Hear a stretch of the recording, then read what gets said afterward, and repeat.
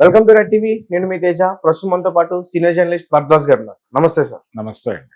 So నిన్న జరిగిన ఒక ఈవెంట్ లో రాజేంద్ర ప్రసాద్ గారు డేవిడ్ వార్నర్ అనే వ్యక్తిని చాలా కించపరుస్తూ మాట్లాడారు. ఆయన ఉండాకడుకుంటూ ఇష్టం వచ్చిన పదజాలంతో మాట్లాడారు.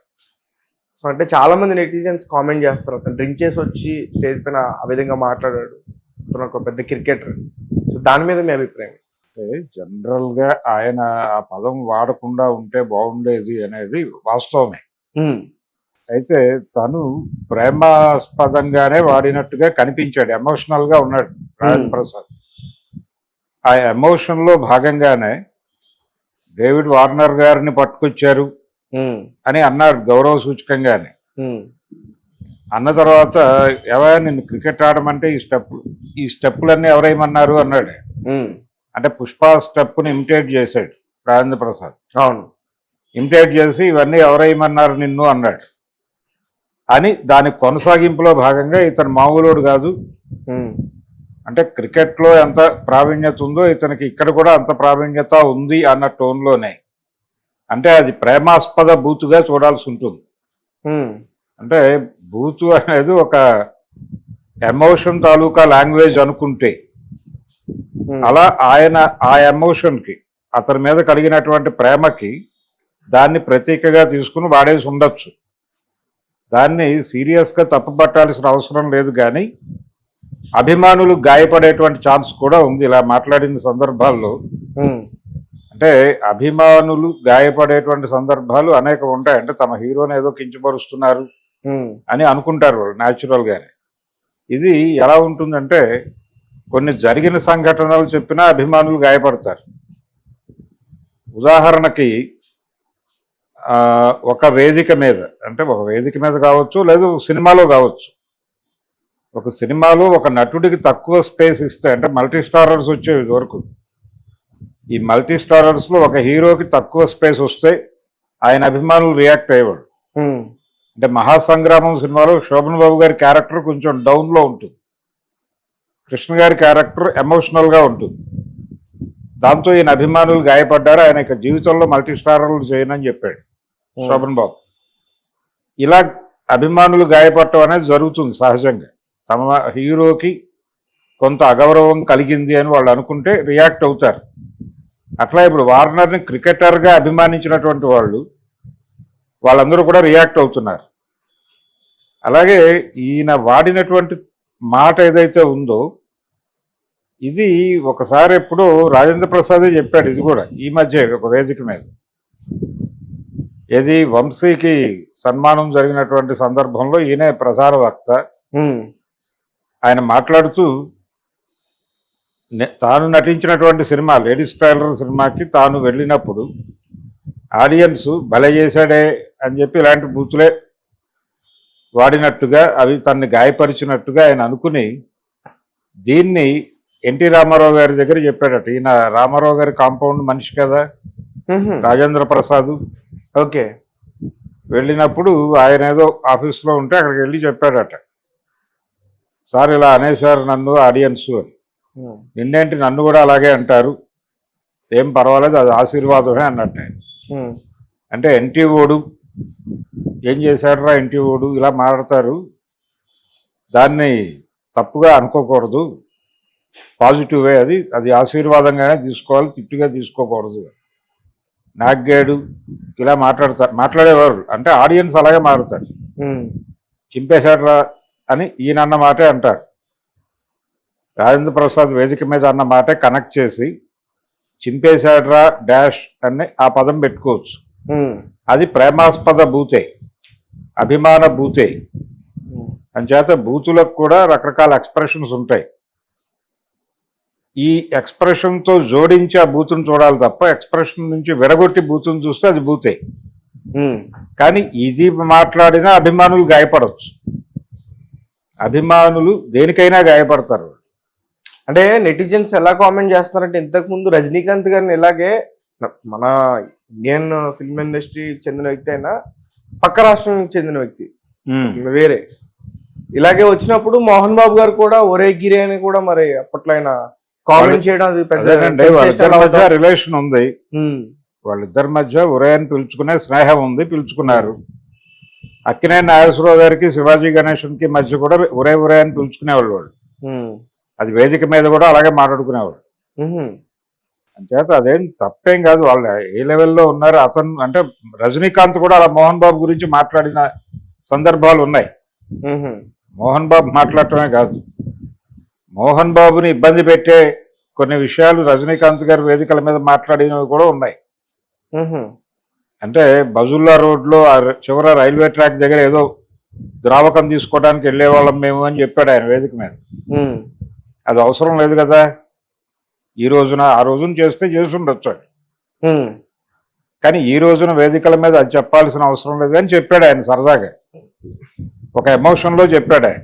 ఇతను కూడా ఆ ఎమోషన్ని ప్రాపర్గా రిసీవ్ చేసుకున్నాడు మోహన్ బాబు. అలాగే నేను మోహన్ బాబుని అడిగాను, తెలుగు ఇండస్ట్రీ మీద ఫోకస్ చేయడం బెటరా, తమిళ ఇండస్ట్రీ మీద ఫోకస్ చేయడం బెటరా అని. అదే బెటర్ అని నాకు అడ్వైజ్ చేశాడు మోహన్ బాబు. మేబీ తనకి పోటీ రాకూడదని అనుకుని ఉండొచ్చు అని చెప్పాడు డయాస్ మీద. ఇలా జరుగుతాయి వేదికల మీద, ఇలాంటివి చాలా జరుగుతాయి. చిరంజీవి రజనీకాంత్ మధ్య కూడా చాలా జరిగినాయి ఇలాంటివి. చిరంజీవి మోహన్ బాబు మధ్య రకరకాలుగా జరిగినాయి, మనం చూసాం. టామ్ అండ్ జెర్రీ అని టైటిల్ ఇచ్చారు వాళ్ళకి. ఇవన్నీ అంటే ఒక ఎమోషన్లో ఉన్నాడు అతను, జనాల్ని ఎమోషనలైజ్ చేయాలనుకున్నాడు, అది టార్గెట్. అంటే తను మాట్లాడే మాటలు లేకపోతే వేదిక మీద తన ప్రజెన్స్ రెగ్యులర్ ఫార్మాట్లో కాకుండా కొంచెం భిన్నంగా ఉండాలని అనుకున్నాడు రాజేంద్ర ప్రసాద్. ఆ భిన్నత్వము అనేది ఇలా పరిణమిస్తుందని ఊహించి ఉండడు. అంటే ఇప్పుడు ఒక ఎమోషన్ తో ఉన్నా కానీ ముండా కొడుకు అనే మాట ఇప్పుడు తండ్రులు తాతలు మనవాళ్ళని కొన్ని బూతులు అంటారు. అవును, లమిడి కొడక అంటూ కూడా అంటారండి, రకరకాలుగా ఉంటాయి ఆ పదాలు, అవన్నీ చెప్పనక్కర్లేదు ఇక్కడ, కానీ అంటారు. కానీ అందులో వాళ్ళకేమి వీళ్ళ మీద వ్యతిరేకత ఉండదు, అది ప్రేమ బూతే, ప్రేమాస్పద బూతు లేకపోతే అభిమాన బూతు ఇలా అనుకోవచ్చు. ఆయన వార్నర్ని వాంటెడ్గా తిట్టలేదు,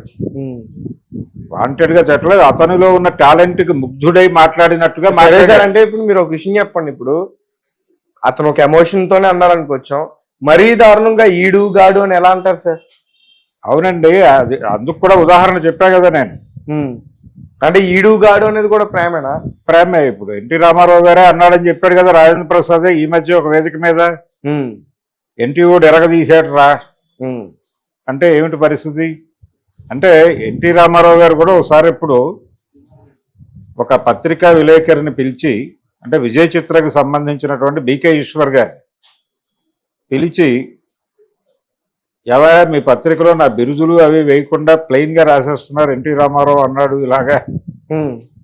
అంటే విశ్వవిఖ్యాత నట సార్వభౌమ నటరత్న నందమూరి తారక రామారావు అనే దానికి అలవాటు పడ్డాడే. అంటే అప్పుడు బీకే ఈశ్వర్ గారు చెప్పిన సమాధానం ఆయన ఒక ఇంటర్వ్యూలో చెప్పాడు స్వయంగా. బీకే ఈశ్వర్ గారు ఏం చెప్పారంటే, అయ్యా మిమ్మల్ని థియేటర్లో ఆడియన్స్ ఎన్టీ ఓడు ఇరగ్గొట్టేశాడు, చంపేశాడు అని మాట్లాడుకుంటారండి, అంతే తప్ప ఏం చేశాడురా అంటారు తప్ప విశ్వవిఖ్యాత నట సార్వభౌమ నటరత్న కళాప్రపూర్ణ డాక్టర్ నందమూరి తారక రామారావు గారు ఎరగొట్టేశారు అని చెప్పుకోరు కదా. ఆ ఎమోషన్ అలాగే ఉంటుంది.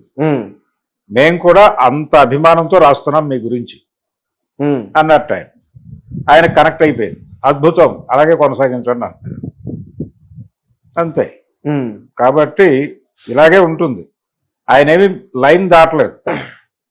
రాజేంద్ర ప్రసాద్ ఎక్కడా అగౌరవపరిచినట్టుగా లేదు, అది వాడిన మాట తప్పు కావచ్చు కానీ అది ప్రేమగానే చూడాలి.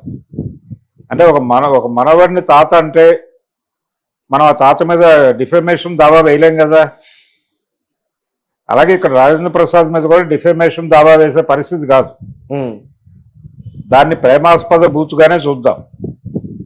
కాకపోతే ఆయన అభిమానులు గాయపడి ఉండొచ్చు. ఆయన అభిమానులు అంటే ఆయన క్రికెట్లో ఆయన ప్రదర్శన పట్ల విపరీతమైన అభిమానం, ఆరాధన ఉన్నవాళ్ళు ఇలా నడిసేటంటే మన డెమిగాడ్ని అనుకుని ఉండొచ్చు. అనుకుని వాళ్ళు ఎక్కడైనా ట్వీట్ చేసి ఉండొచ్చు రాజేంద్ర ప్రసాద్కి వ్యతిరేకంగా, అది కూడా తప్పేం కాదు.